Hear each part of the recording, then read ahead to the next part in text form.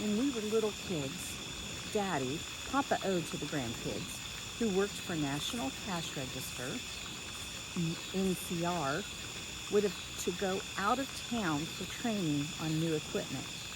Remember, no internet, no remote meetings through Zoom calls, or Apple Watches with FaceTime, except in the Dick Tracy comic strip.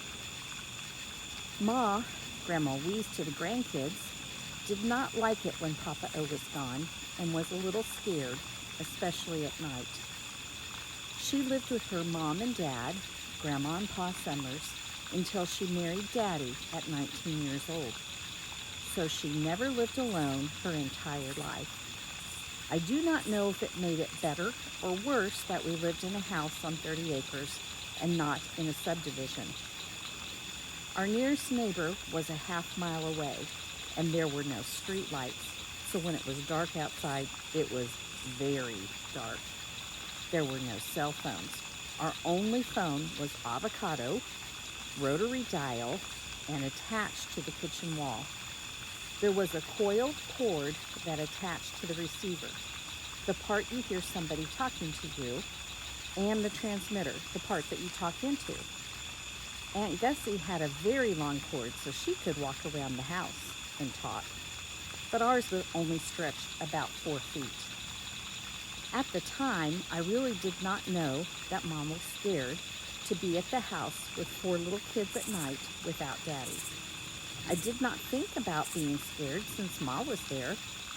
I would have probably been scared if neither Ma or Daddy were there. I remember reading some books in the series of The Boxcar Children, where 4 siblings lose their parents and were living in an abandoned railroad boxcar in the woods. They found things like spoons, food, etc. to survive. Being the oldest, I felt the responsibility to know what to do if something like that happened.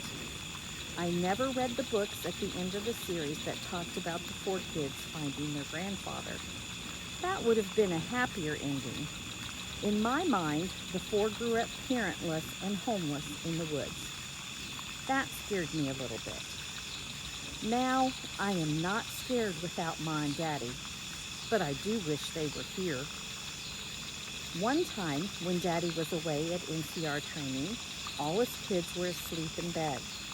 Ma checked the front door to make sure it was locked before she went to bed. She looked outside and saw the light on inside the car in the driveway. The light was on because one of us kids left the car door open. It was the only car at home. My dad drove his NCR car to his training. She knew that the light would probably run down the battery overnight, and then she would not have a car to drive to work or get us to school. She could not have gone to the grocery store either, and there was no Instacart in those days. Also, there was not another car to be able to use jumper cables to restart the car the next day.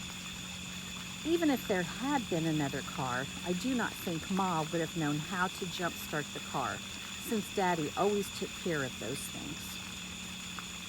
Ma wanted to have a car that was running more than she was scared to go out into the dark night and shut the door, although she was plenty scared. She summoned up her courage and came up with a plan.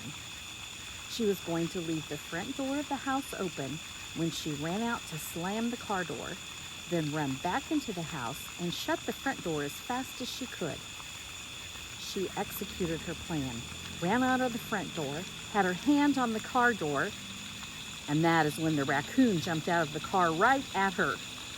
Frightened, Ma slammed the car door shut and ran back into the house, locking the front door behind her. Out of breath, her mission completed, and her fear subsiding, she started to see the humor in the situation.